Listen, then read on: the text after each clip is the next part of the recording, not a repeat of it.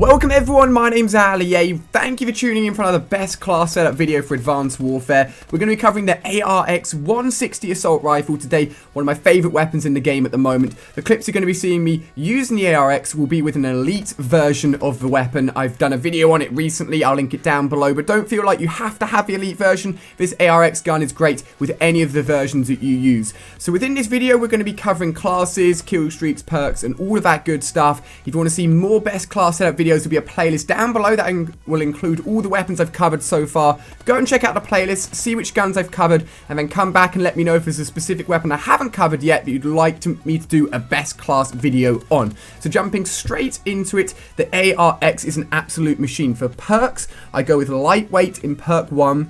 This just keeps you agile and moving around as quickly as possible. If you're quicker and moving quicker, you're going to be a harder target to hit. That's why I like to go with that. Second up, I've got peripherals. This is going to increase your minimap from a small square to a wider rectangle. I literally always have this in all of my classes. It's very, very useful. That minimap is very important. And then next up, I've got scavenger and blast suppressor. Again, within perk 3. The perks are pretty repetitive within these best class setup videos, and I try and mix it up. I don't like to give the same sort of loadouts all the time, but these work really, really well, trust me. So then we have the actual ARX 160 itself. What's going to work for the attachments and why is this gun so good? So for attachments, I've gone with a red dot sight. Now personally, I'm not a big fan of the iron sights of the ARX. A lot of the iron sights for weapons in Advanced Warfare are very, very good. But for this one, there's a lot of actual weaponry sort of covering what you're looking at. And as a result, I find it hard sometimes to actually look at targets and lock on effectively. But with the red dot, this thing just absolutely melts. And partnering this as well with the foregrip means this thing is pretty much like a laser beam. It has very, very little recoil.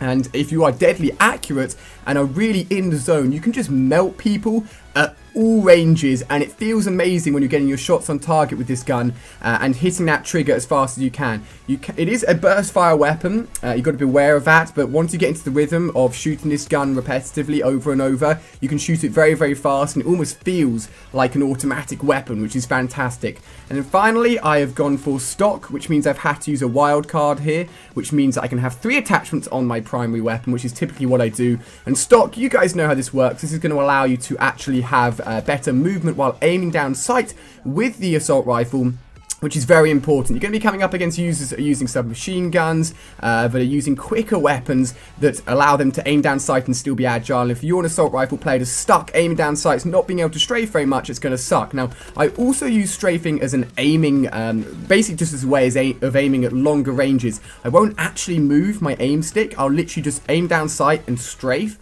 left to right while shooting, and stock again can help with that, meaning that you're agile and still moving around while shooting at people at all ranges. So trust me, it works very, very well, my friends. So that's covered the attachments, it's covered the perks. So let's jump into the kill streaks. Now the kill streaks are an interesting one.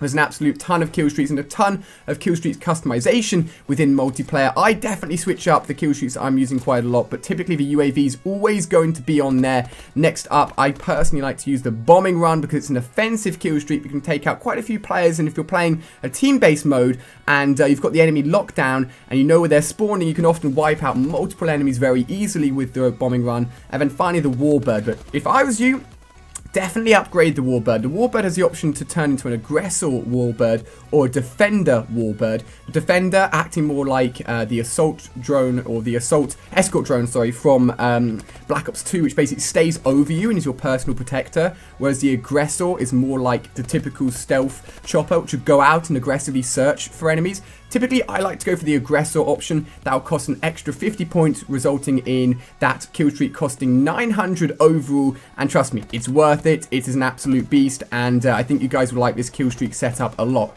So that's going to round up this class. Honestly, guys, give it a go. It's an absolute beast. Tons of you guys have been tweeting me, letting me know that you got the elite version of the ARX in your supply drops, but don't worry, just use any version. Get these attachments unlocked as quickly as you can, which is probably the hardest thing to do. And once you've got these attachments, you'll start melting people, and you'll have a fantastic class to use. Thank you so much for watching, guys. Let me know which gun you want me to cover next. Check out that playlist so you haven't missed out on any of the other episodes. And on the screen here, you can check out more of my recent videos.